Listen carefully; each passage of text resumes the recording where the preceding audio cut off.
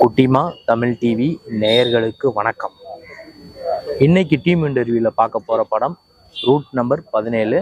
வீடியோவை பார்க்கலாம் வாங்க. கேள்வி ஏதாவது கேட்குறீங்களா இல்லை நானா ஆரம்பிச்சிடவா? நீங்களே பேச ஆரம்பிச்சிருங்க சார். அவங்க கேட்கலாம். Okay okay okay.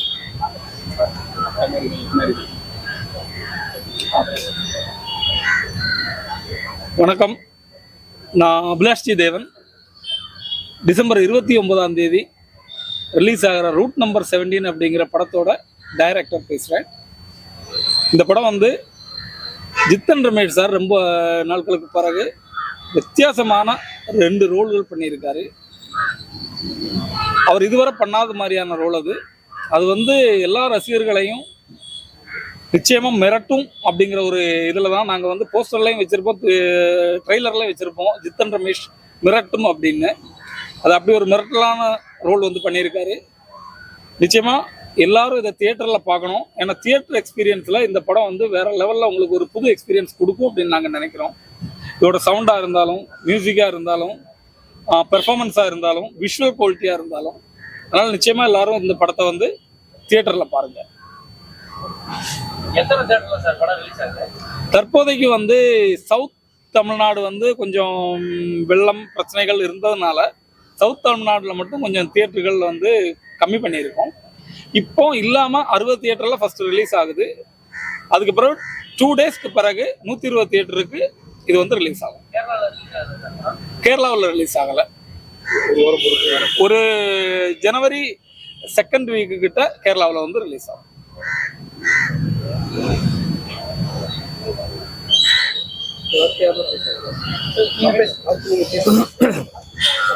எல்லோருக்கும் வணக்கம்.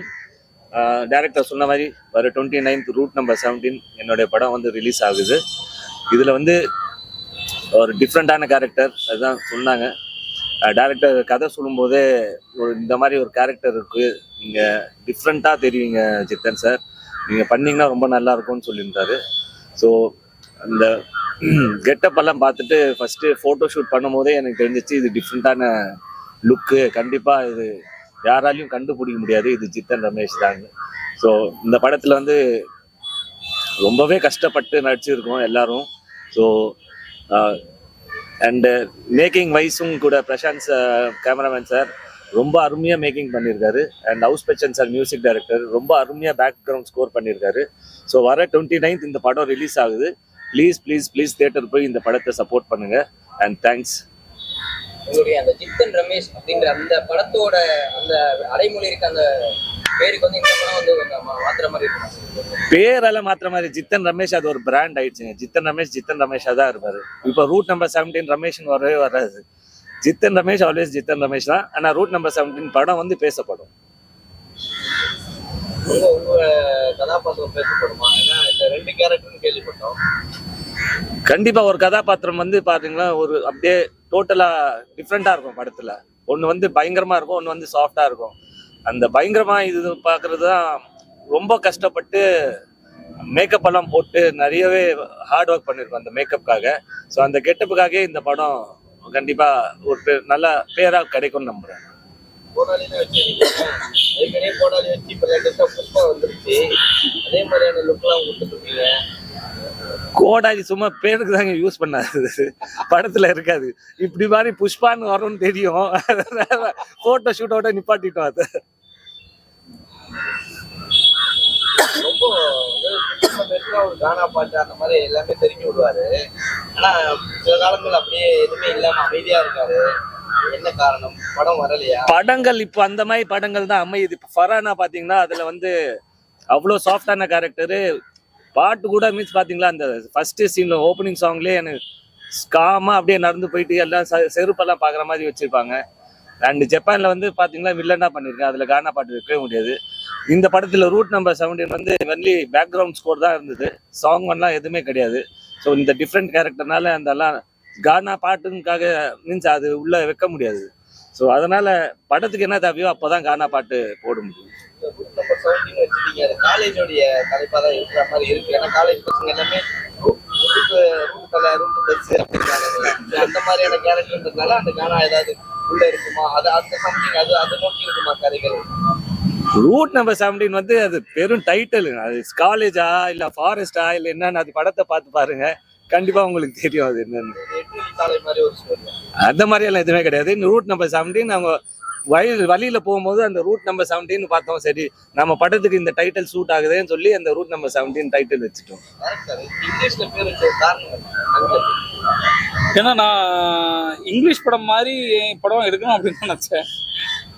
படமும் மேக்ஸிமம் ஒரு இங்கிலீஷ் படம் ஒரு 2 மணி நேரம் ஒரு இங்கிலீஷ் படம் பார்க்குற மாதிரி மேக்ஸிமம் ட்ரை பண்ணியிருக்கோம். அப்போ அதோட டைட்டிலும் இங்கிலீஷில் இருந்தால் நல்லா இருக்கும்னு தோணுச்சு. ஆனால் உண்மையிலே படம் வந்து கதைக்களம் வந்து எல்லாமே தமிழ் மண் சார்ந்ததாகவும் தமிழ் இயற்கை சார்ந்ததாகவும் சில இயற்கை அரசியலும் அதில் இருக்கும். சில படத்துக்கு ஆங்கிலம் அதனால தமிழ்ல தான் நீங்க எடுத்துருக்கீங்க, தமிழ் ஆடியன்ஸ்க்கு தமிழ் தான் போட போறீங்க.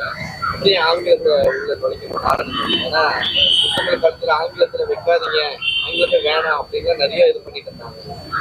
நீங்க அதை எடுத்துக்கிற மாதிரி இல்லையா? இப்போ வரப்போ சமீப காலமாவே அதே மாதிரி தான் நடக்குது.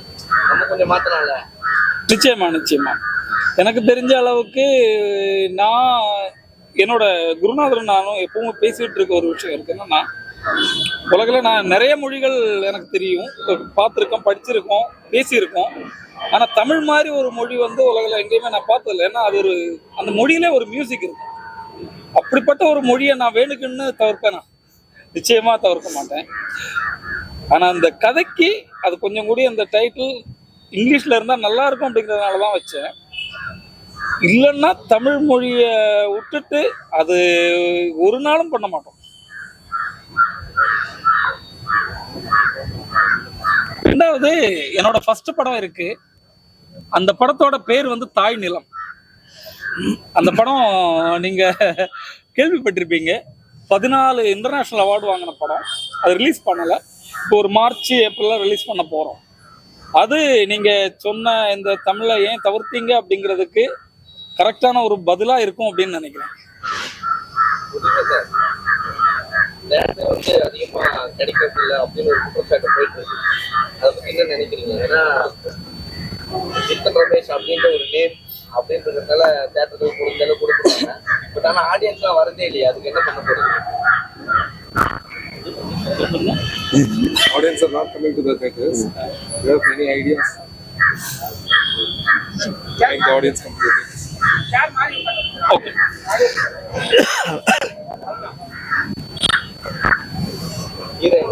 அது உட்கார்ந்து audience வந்துருவாங்க.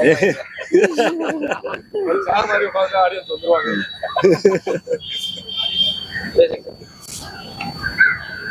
See, theater not, audience not coming to the theater. Tamil actually ashtu varadu. I'm really sorry for that because I'm basically from Kerala. See, a person coming from Kerala and making a Tamil movie, so you can understand how much that person loves the Tamil movies and the Tamil language. Okay, and regarding the question, people not coming to the theaters. It's not only in Tamil Nadu, everywhere it's like that. Maybe after COVID, we are all used with our mobile, watching a movie in the OTT, in the home screen. People find it very easy for that because you don't have to spend too much time in the theaters, spending too much money. But this movie, why we have decided to release it in the theaters is, this is definitely a theatrical watch. You will not be able to experience that sound effect or the background score or the overall experience. You will not get it in the OTT or the mobile phones.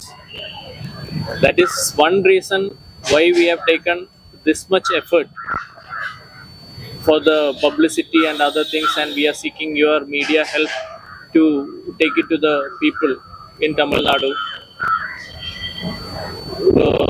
So that more people will come to the theaters. So without your help, media help, I don't think people will come to the theaters.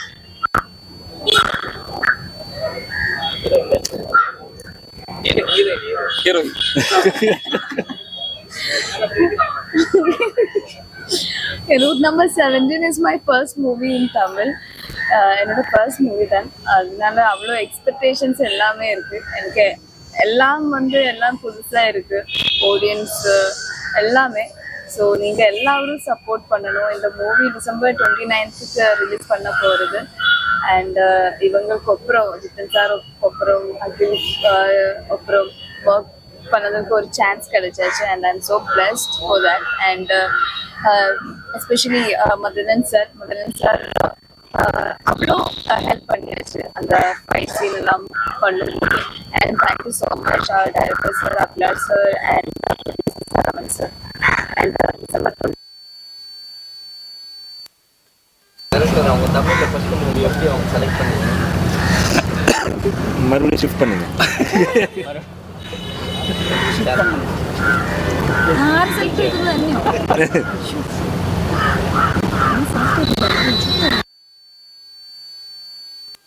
First நான் ஹீரோயினை reject பண்ணது.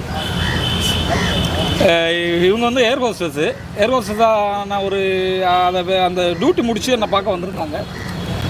பார்க்கும்போது எனக்கு வந்து இந்த கேரக்டருக்கு இவங்க set ஆக மாட்டாங்க அப்படின்னு ஒரு தோணும். ஏன்னா ஒரு டைரக்டர் எப்பவுமே வந்து அவங்க மைண்டில் ஒரு இது வச்சுருப்பாங்கல்ல, இது இப்படி இருந்தால் இந்த நம்ம கேரக்டராக பார்க்கும்போது ஒரு பாதி அந்த அவங்க லுக்கில் இருந்துச்சுன்னா நம்மளுக்கு வந்து தைரியமாக இருக்கும். இவங்களை பார்த்த உடனே எனக்கு வந்து பிடிக்கல, நான் ரிஜெக்ட் பண்ணிட்டேன். அதுக்கு பிறகு இவங்க சீரியஸ் பண்ணியிருந்தாங்க, அதை பார்த்தேன். அதை பார்க்கும்போது நடிகை அப்படிங்கிற முறையில் அவங்க வந்து ஒரு எக்ஸ்ட்ராடினரி பர்ஃபார்மர் அப்படின்னு தெரிஞ்சுது. அப்போ நிச்சயமாக இவங்க இதில் வேணும் அப்படின்னு ரெண்டாவது அவங்கள வந்து காஸ்ட் பண்ணேன். அவங்க சொல்ல ஜஸ்ட் டோல்னா அந்த லுக்கு கிடைக்கல. அந்த ஜாபுக்கு போகும் இந்த மூவில வந்து லுக்கே இல்லை. இந்த மூவில வந்து அந்த களிமண்ணு மட்டும்தான் என்னோட ஃபேஸ்ல இருக்கு, என்னோட பாடியில இருக்கு. ஸோ அவங்க வந்து அதை எக்ஸ்பெக்ட் பண்ணி இந்த ஏர் ஹோஸ்டஸ் போகும்போது அந்த மாதிரி நோக்கிறது எனக்கு தெரியல எந்த சென்ஸ் ஒர்க் பண்ணியாச்சு அந்த டைம்ல. அதுக்கப்புறம் தென் ஐ said that okay. சொல்லுங்க, மதன் சார் எப்போ பார்த்தாலும் போலீஸாவே காட்டுறீங்க. உண்மையிலே சார் மதன் சாரை போலீஸ் அப்படின்னாலே மதன் சார் தான் ஞாபகத்துக்கு வர்றாரு. ஏன்னா அவ்வளோ போலீஸ் பண்ணிட்டாரு. ஆனால் ஏன் படத்தில் மதன் சார் எனக்கு ரொம்ப பிடிக்கும். அவர் இதில் பண்ணும்போது நிச்சயமாக அவர் இதுவரை பண்ணாத ஒரு படத்தை கொடுத்துருக்கோம். இந்த படத்தை பார்த்துட்டு இந்த போலீஸை எல்லாரும் விரும்பணும், எல்லாரும் லவ் பண்ணணும் அப்படின்னு நினச்சேன். அப்போ நிச்சயமாக மதன் சார் பண்ணாத ஒரு போலீஸ் அப்படிங்கிறதுனாலே அவரை காசு பண்ணேன். அதுதான் மெயின் காரணம்.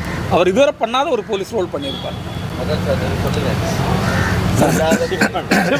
எல்லாம் அதே காக்கிட்டாக அப்படின்னு ஸ்பெஷல் இல்லை அது வந்து இல்லாத போலீஸ் ஆக்டர்லாம் இல்லை. இது வரைக்கும் பண்ண படங்கள் எல்லாத்துலேயுமே வந்து நெகட்டிவ் ஷேடோவான நிறைய படங்கள் பண்ணியிருப்போம். இந்த படத்தில் ஒரு முறையாக ஒரு பாசிட்டிவாக ஒரு நல்ல போலீஸாக நடிச்சிருக்கேன். அதை தான் அவர் மீன் பண்ணுறது. நான் வீட்டில் அந்த வேலையை பண்ணுறதே இல்லை. ஏன்னா நம்ம காஸ்டியூமோட போயிட்டோம்னா அப்புறம் நம்மளும் ஒன்று அந்த ப்ரொடியூஸ் ஆகிடும்ல, அந்த வேலை செய்கிறது இல்லை. கண்டிப்பாக உங்கள் எல்லாத்துக்குமே பிடிச்ச ஒரு படமாக இருக்கும். ஏன்னா இந்த வருஷம் தொடக்கத்துலேருந்தே நான் பண்ண படங்கள் தொடர்ந்து துணிவாக இருக்கட்டும், அயலி, மாவீரன், இல்லை பம்பர், அயோத்தி, இப்படி நிறைய நல்ல படங்கள் நடிக்கிறதுக்கு எனக்கு வாய்ப்பு கிடச்சிச்சு இந்த வருஷம் முழுக்கவே. அந்த தொடர்ச்சியில் இந்த வருடத்தின் கடைசியாக ரூட் நம்பர் 17 கண்டிப்பாக மேலும் ஒரு நல்ல படமாக இருக்கும்னு நான் நம்புகிறேன். அகில்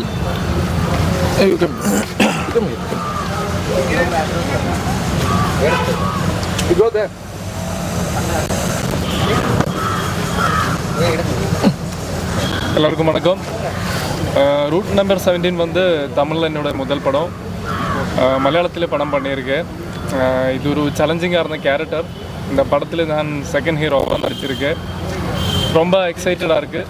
அதெல்லாமே ஸ்க்ரீனில் பார்க்குறதுக்கு ரொம்ப எக்ஸைட்டடாக இருக்குது. 29th வந்து படம் ரிலீஸ் ஆக போகிறேன். எல்லோரும் படத்தை தியேட்டரில் பார்க்கணும், பார்த்து சொல்லணும். தேங்க்யூ.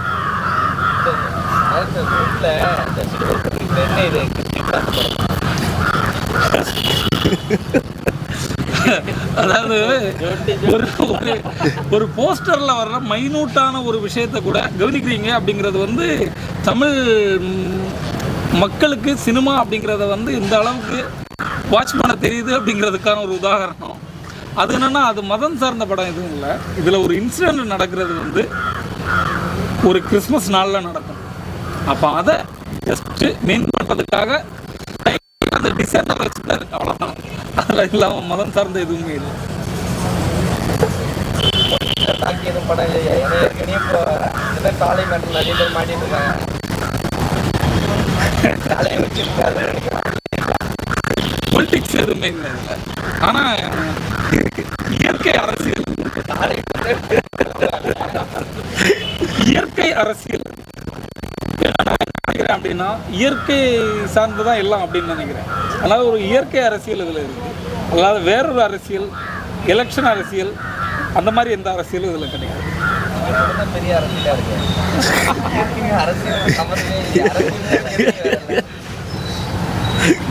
ஏதோ சொல்ல வரீங்க அரசியலை பற்றி, ஆனால் அதை மறைக்கிறீங்க. இல்லை, அந்த மாதிரி எந்த அரசியலும் இல்லை. என்னங்க ரமேஷ் நடிச்சிருக்காரு, அதனால கேட்குறோம். சார் சொல்லுங்க சார். அரசியல் பற்றி இருக்கு, ஆனால் அவ்வளோ பெருசாக இல்லை.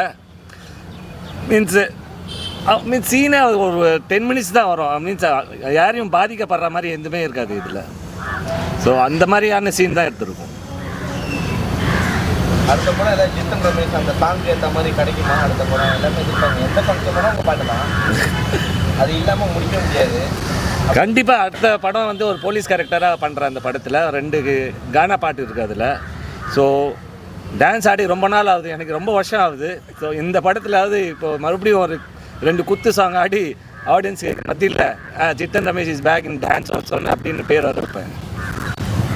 ஓகே, நன்றி நன்றி. Okay, thank you.